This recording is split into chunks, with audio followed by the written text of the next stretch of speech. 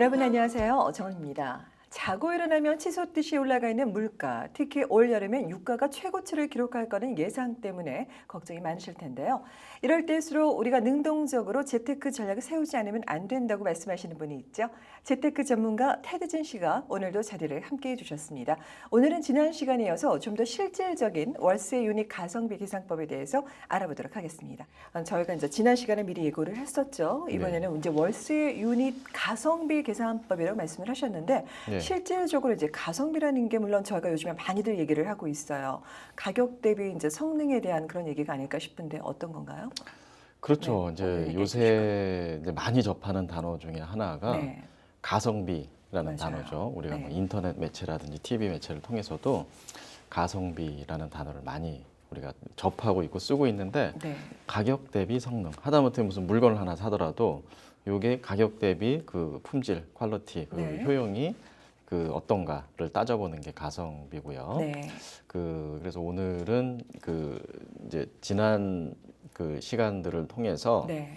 우리가 재테크 결코 어렵지 않다. 이래서 해야 된다. 그리고 지금은 더 이상 선택이 아니라 필수다. 네, 이런 맞아요. 부분에 대해서는 충분히 공감을 하셨을 것 같아요. 맞아요. 예? 그래서 결국은 우리가 재테크를 이제 시작을 하는데 음. 우리가 나중에 미래에 좀 비빌 언덕, 네. 예? 심어놓은 씨앗이 나무로 자라면 그 열매를 가지고 우리가 미래를 좀 더 풍요롭게 살자. 이런 이제 차원의 공감되는 지금 형성이 이미 되어 있죠. 되어 네. 계실 것 같아요. 네. 근데 그러면은 이제 우리가 어떤 열매가 어떻게 열리는지, 예? 그것도 한번 우리가 미리 따져볼 수 있다면, 네네. 예? 그러면은 그 내가 지금 뭐 하고자 하는 그런 투자 재테크에 있어서 요 가성비를 네. 더하기 빼기 곱하기 나누기를 좀 하셔가지고 가성비만 따질 수 있어도 훨씬 더 안전하고 네네. 그 좀 효과적인 그런 재테크가 되지 않을까 싶습니다. 네. 근데 사실 일반인들이 생각할 때는 이제 가성비 계산법, 이제 덧셈 뺄셈, 뭐 곱하기 이 정도만 하면 산수만 하면 다 할 수 있다고 말씀을 하시는데 네. 실질적으로 어떻게 계산하는지 잘 이렇게 와닿지는 않아요. 이제 그 얘기를 오늘 계속 풀어 나가 주실 텐데 좀 뭐라 그럴까요? 좀 저희가 직접 피부에 와닿을 수 있도록 그 실질적인 예를 한 사례를 들어서 샘플을 들어서 얘기를 좀 해주시겠습니까? 네, 오늘 이제 샘플도 보여드리고 이제 계산하는 방법 네, 맞아요. 그 뭐 여러 번 말씀을 드렸듯이 더하기 빼기 곱하기 나누기만 할 줄 아시면 네. 누구나 쉽게 계산을 해보실 수 있는 그런 네네. 방법을 그 알려드릴 거고요. 일단은 가성비를 계산하기 위해서는 그 이제 가격하고 성능을 네. 알아야 되겠죠. 그렇죠. 그러니까 성능이라 그러면은 이제 가격은 내가 사는 가격이 얼마인가. 그리고 이제 뭐 성능이라고 하면은 이제 얼마의 월세가 나오나. 그렇죠. 임대 이제 소득을 말씀하시는 거죠? 그렇죠. 그렇죠? 얼마의 월세가 나오고 네, 임대 수익. 그게 적절한 월세인가 그리고 앞으로 뭐 좀 올라가는 추세인가 내려가는 추세인가 유지되는 추세인가도 한번 네. 내가 감이 있으면 좋고요. 네네. 그리고 또 얼마의 비용이 나가나. 예? 얼마의 비용이 그렇죠. 나가고 중요하죠. 얼마가 내 호주머니로 실질적으로. 들어오나. 요거를 따져볼 수 있으면 그러면 내가 지금 하는 투자, 내가 지금 하는 재테크가 잘하고 있는 건지, 예? 그리고 이거를 내가 어느 정도의 종잣돈이 필요한지 이런 것도 네. 쉽게 계산이 되실 것 같아요. 네. 그래서 아까 샘플 말씀을 하셨는데 네. 그 이제 건설 회사에서 나온 그 샘플을 하나 그 지금 이제 화면상에 보여드리면서 시작을 하면 네. 좋을 것 같습니다. 그 뭐 몇 년 전 그 유닛 사례는 뭐 우리가 좀 예전에 보여드렸었죠. 네, 맞아요. 그래서 가장 최근 거를 좀 보여드리는 게 좋을 것 같아요. 네, 그럼요. 그래서 최근에 저희가 작년 말과 금년 상반기 네. 예, 저희 그 회원들이 이렇게 매입을 하신 그 빌딩이 그 다운타운 그 리버티 빌리지라는 네. 곳에 네. 젠킹 웨스트라는 그 프로젝트 콘도 빌딩이 있어요. 네. 예, 그 빌딩에서 이제 건설회사에서 그 나온 자료를 보면요, 네. 이렇게 그 각 방마다 얼마 정도 렌트비를 받을 수 있는지 자료가 있습니다. 네네. 네. 지금 화면에 나오고 있네요. 그러니까 네. 실질적으로 그 설계 도면이라고 하나요? 레이아웃이죠. 그렇죠? 레이아웃, 플로어 플랜. 그렇죠? 예. 네네. 플로어 예. 플랜을 보고 거기에 지금 직접 대비되어 있네요. 네. 네, 그 보시게 되면 그 이제 마스터 베드룸은 한 1,400불 정도의 가치가 있고, 네. 예, 그 den은 한 700불 정도의 가치가 있다, 렌탈 가치가 있다라고 이렇게 나와 있어요. 네네. 근데 그 제가 실제로 경험을 해봐도요. 실제로 다운타운에 그 유니트를 방문을 해보면요. 댄이 혹시 뭔지 아세요? 댄? 아니 저희가 댄이라고 생각을 하면 이제 제가 알기로는 창문도 없고 뭐 옷장 저희가 흔히 얘기하는 인스윗 그 클로zet도 없고 뭐 침대 하나 놓으면은 비집고 들어가기도 힘든 그런 좁은 공간 아닌가요? 네, 네, 맞습니다. 예, 댄이라고 하면은요. 어떨 경우에는 책상 하나 놓으면 끝나는 맞아요. 그 여유 공간 정도가 댄이라고 네, 하기도 그렇더라고요. 하고요. 네. 또 좀 레이아웃을 괜찮게 뽑은 유닛들을 보면요. 네. 댄을 사람이 방으로 쓸 수 있을 정도의 넓이로 이렇게 그뭐 넓진 않지만 네. 그렇게 만들어 놓은 댄들이 있어요. 근데 그런 댄이 지금 아까 말씀하셨는데 최소한 700불 정도의 월세를 받을 수 있다는 말씀이잖아요. 실제는 막 더 받고 계시더라고요. 그래요? 그 이제 1인용 침대 하나 놓으면은 네. 사람 하나 설까 말까 한 공간 그러니까요. 정도가 남는 그 옷장도 없고 맞아요. 창문도 없는 그런 이제 그 쪽방인데 네네. 그거를 다운타운에 가보면은 한 1,000불씩 이렇게 렌트를 받고 계시는 경우들도 많이 올랐네요. 봤습니다. 예. 예, 네. 그러니까 그만큼 지금 이제 월세가 뭐 그 상당히 지금 네, 그만큼 센 수요가 있다는 편이고요. 얘기인 예. 거잖아요. 그죠? 아니, 실제로 그렇게 많이 정말 수요가 있기 때문에 그만큼 비싸다는 게 사실 이게 와닿지가 않아요. 제가 뭐 다운타운에 나갈 일도 없고 주변에 그런 분들도 없는데 실제 그 가격에 렌트가 되고 있다는 말씀이신가요? 네, 이 젊은 분들한테 물어보면 답이 쉽게 나올 것 같습니다. 아, 네, 요새는 막 네. 거실도 렌트를 놓고요. 뭐 렌트를 네. 못 구해서 난리인데요. 네. 뭐 실제로 그렇고요. 근데 아직 그 토론토가 그러면 너무 비싼 거 아니냐라고 생각들을 네, 하실 맞아요. 수가 있는데 또 그런 게 또 아니더라고요. 아, 그래요? 그게 무슨 말씀이죠? 다른 도시들하고 비교해 보면요. 아. 이제 화면상에 그 미국 네, 우리 가까운 네. 이웃이죠. 네. 미국의 그 탑10 도시들의 렌트 시세하고 그러면 비교를 해보면요. 토론토는 아직 귀여운 수준에 불과합니다. 예, 그 네, 샌프란시스코 재미있는 같은 표현이네요. 경우는요. 네. 원베드가 우리 캐나다화로 4,300불이 넘어요. 한 달 렌트비가. 원베드가요? 예, 방 하나짜리 원베드가요. 아, 산호세는 뭐 3,000불 이상이고요. 네. 뉴욕, 버스턴은 뭐 말할 것도 없고요. 이제 그거에 비하면은 토론토가 그 못지않은 그 도시잖아요. 그렇죠. 근데 아직 원베드가 한 2,000불 수준이라 그러면요. 뭐 괜찮은 거죠, 아직은. 상대적으로는 저렴한 편이네요. 아직까지. 올라갈 확률이 더 높다고 네. 보셔도 되는 거죠. 네. 예.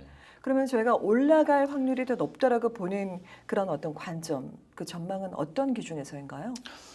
예, 뭐 바로 지난 시간에 말씀드렸던 네. 것 같은데요. 토론토가 이제 그 4차 산업혁명을 네. 리드하고 하이테크. 있는 하이테크 IT 그 분야에 지금 그 젊은이들이 많이 모이는 네. 그런 도시로 지금 커가고 있습니다. 네. 샌프란시스코보다 지금 IT 하이테크 분야에서 네. 더 많은 고용 창출이 되고 있다라는 그런 말씀도 드렸었죠.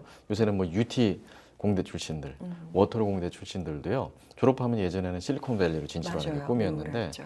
요새는 토론토에 남는 게 꿈이라고 할 정도고요. 아, 그 예. 정도로요. 구글 스마트 시티도 들어오죠. 네. 또 뭐 아직 발표는 안 났지만 아마존 아마존. 헤드쿼터 네. 그것도 토론토가 지금 두 손가락 안에 1, 2위. 1, 네. 2위를 다투고 있을 정도잖아요. 네. 예, 그리고 또 한국의 국내 대기업도 여기에 막 네. 인공지능 센터도 막 맞아요. 설립을 한다고 하고요. 이제 그런 면에서 봤을 때는요. 토론토가 지금 어떻게 보면은 성장판이 열려 있는 유년기의 도시이기 때문에 아. 앞으로 더 발전할 가능성이 큰 거고요. 지금 이 시점에 한번 해볼 만한 네. 투자 재테크를 해볼 만한 그런 도시라고 말씀을 드릴 수가 있을 것 같아요. 네. 저희 회원님들 중에 이제 트러커 분이 계세요.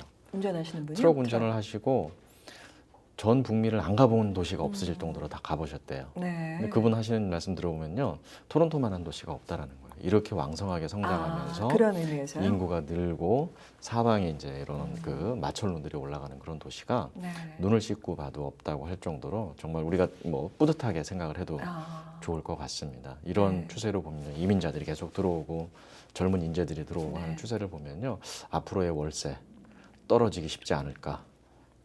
쉽지 싶습니다. 않겠죠. 예. 네, 맞습니다. 올라갈 확률이 크다 이렇게 네, 볼 수 있을 그러니까 것 같습니다. 실제적으로 제가 봐도 이렇게 토론토 다운타운뿐만이 아니라 요즘에 미드타운까지도 그 영향이 없지 않은 것 같아요. 네. 계속 이제 높은 빌딩들이 말씀하신 대로 계속 이제 분양이 되고 콘도가 지어지고 있고 그만큼 많은 사람들이 주목하고 있는 신흥 좀 계속 개발되고 있고 성장하고 있는 도시가 바로 지금 저희가 살고 있는 토론토가 아닌가 싶습니다. 미드타운뿐만이 아니고요. 네네. 업타운 그리고 그래요? 외곽 그 점차적으로. 서버브 네. 그 외곽 지역의 이제 중심지까지 음.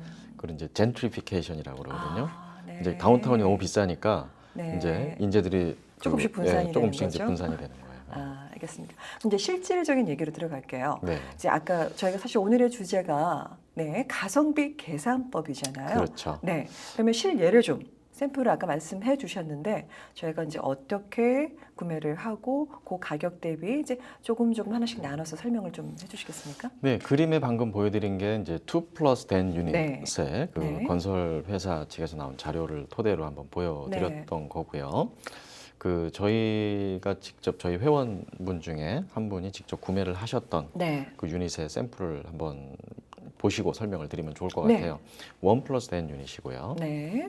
분양가는 51만 5천 불 네. 정도 됐었습니다. 음.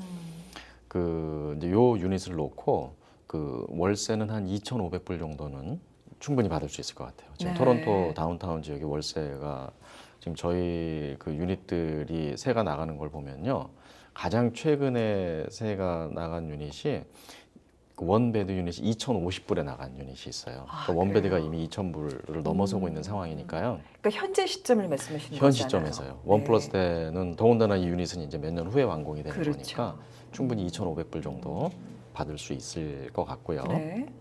그러니까 구매 가격은 51만 5천 불, 네.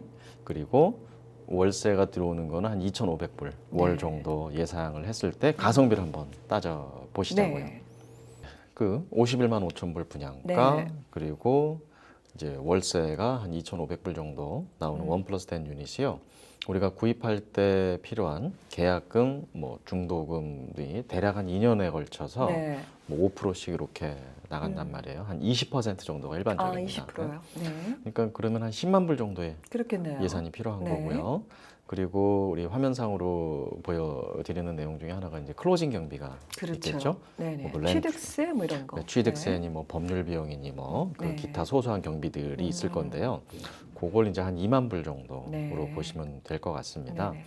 근데 그 이제 실제로는 뭐 그 렌탈 유닛일 경우에는 그 부가세, HST 부분 중에 전부가 나가는 게 아니라 일부가 뭐 한 6, 7% 정도를 냈다가 다시 돌려받고 하는 게 있어요. 그래서 네. 실제로는 한 4만 5천 불, 5만 불 정도가 나갔다가 네. 2만 5천 불, 3만 불 정도가 돌아옵니다. 네. 네, 그래서 이제 한 2만 불 정도가 순수하게 클로징할 때 나가. 말씀하시는 거죠? 클로징 할 때. 네네. 근데 클로징 경비 부분은 그 조금 더 시간이 네, 필요하기 때문에 알겠습니다. 요 다음 네. 뒤에 좀 더 디테일하게 짚어드리면 될 것 같고요. 네네. 그래서 토탈 한 12만 불 정도 그렇죠. 예산이. 아까 말씀하신 것처럼 구매 가격은 한 51만 불 정도의 네. 1+10의 콘도를 지금 말씀하시는 네, 거죠? 51만 5천 불 네. 정도고요. 네네. 리버티 빌리지에 있는 유닛이고요. 네. 그러면 이제 그 몰기지가 한 80% 모기지를 얻게 되죠. 네. 그래서 80% 모기지를 얻는다고 가정을 하고 우리가 오늘의 메인 주제인 가성비를 그렇죠. 한번 따져볼 계산을. 텐데요. 네. 오늘 시간은 그 몰기지 계산법 정도 다룰 수 있으면 성공일 것 같아요. 알겠습니다. 네, 몰기지를 80%를 얻는다고 가정을 하면 네. 이제 41만 2천 불 네. 정도가 그 정도 되죠. 금액이 되겠네요. 한 41만 불 정도의 모기지를 얻는 그 이제 시나리오인데요. 많은 분들이 어려워하시는 게 그 몰기지 페이먼트가 얼마가 나가는지 계산하는 거를 맞아요. 어려워하시더라고요. 네. 근데 예전 같으면 이제 전문가들이 모기지 계산 특별 계산기로 이제 네. 그 계산을 해야 그거를 보아야 이제 알 수 있는 내용인데 요새는요 그 바로 등잔 밑에 그 아주 가까운 곳에 쉽게 그 계산기를 찾을 수가 있어요. 그래서 누구나 네. 다 계산을 해보실 수가 있고요. 네. 기본적인 개념만 이해하시면은 그 어려운 게 아니더라고요. 네. 네.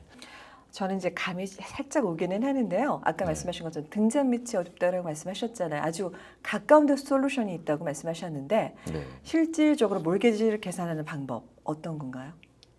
쉬운 네, 방법이? 그 등잔 밑이 어디냐면요. 네. 바로 그 우리가 매일 사용하시는 인터넷입니다. 아, 구글 우리가 맨날 쓰잖아요. 네, 네. 네. 그렇죠. 구글에 들어가셔가지고요. 구글에서 그 지금 화면상에 보여드리는 것처럼 몰기지 페이먼트 칼큘레이터 네. 이렇게 한번 쳐보세요. 네, 그러면은 있더라고요. 예, 네. 그 몰기지 계산기가 각 은행마다 음. 여러 개가 뜹니다. 네. 그 중에서 내가 뭐 주거래 은행으로 쓰는 음. 은행 계산기를 이용을 하셔도 좋고요. 네. 그 중에서 내가 좀 하기 편한 음. 그걸 계산기를 하나 클릭을 하셔서 들어가셔가지고 네. 그 금액을 입력하시고 조건을 입력하시면 네. 쉽게 얼마가 나가는지. 그렇죠. 거기에- 그럼 이제 한 달에 얼마가 나가는지 또 그리고 이제 한 달이 아니라 내가 페이먼트를 어떻게 하겠느냐에 따라서 옵션이 또 있기 때문에 아주 자세하게 나오더라고요. 그렇죠, 그렇죠? 그렇죠. 네, 그걸 그래서 보시면 몰기지 계산이 저절되겠네요. 그 이제 화면상에 그 이제 우리가 41만 2천 불 네. 한번 입력을 해보고요. 제가 익숙한 그 계산기를 한번 사용을 해볼게요. 네네. 예, 41만 2천 불을 입력을 해보시고 네. 그 다음에 우리 그 몰기지가요.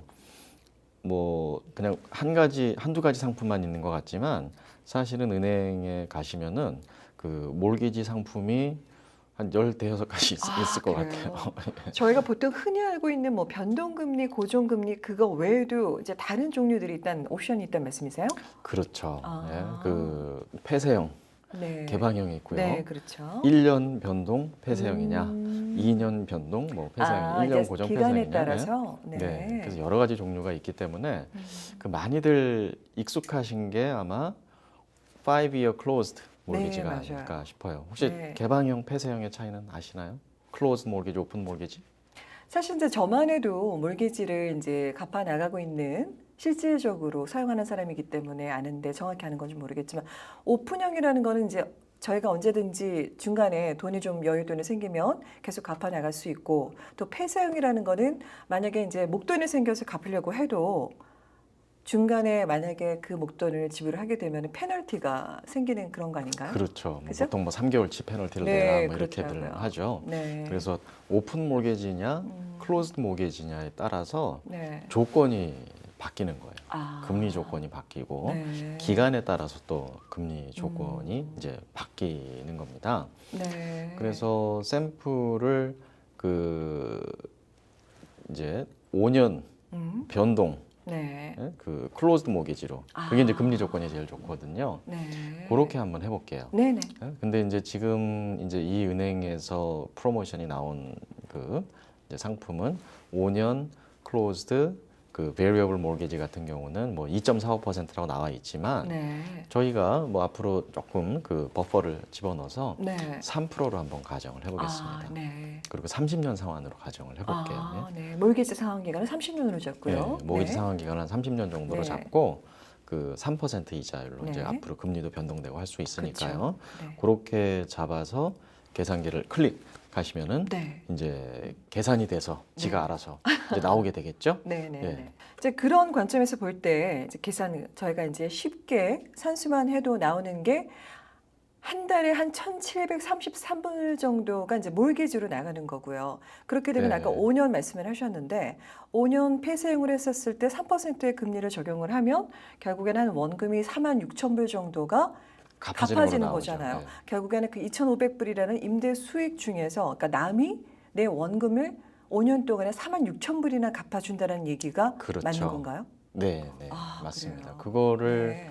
이제 매년 따지면은 이제 9,200불 그렇죠. 정도가 되는 거고요. 아. 그리고 매월 따지면은 766불 정도의 원금을 네네. 그 남이 그 갚아주는 거예요. 네. 이제 그 세입자가 결국 이제 월세를 통해서 네, 그 월세를 받아서 내가 1,700불 이상을 모기지 페이먼트를 내면 그것이 나가는 것으로만 보이지만 사실은 그 중에서 766불은 나한테 다시 돌아오는 셈이죠. 그렇죠. 왜냐면- 원금이 갚아지니까. 네, 왜냐하면 네. 내가 남한테 돈 받아서 맛있는 거 사 먹거나 여행 가거나 해도 되는데 내 빚 갚은 거 아니에요. 그렇죠. 이게 그 버는 수익입니다. 네. 예? 그러니까 그 말로만 듣던 잠자면서 돈 벌기 되겠습니다.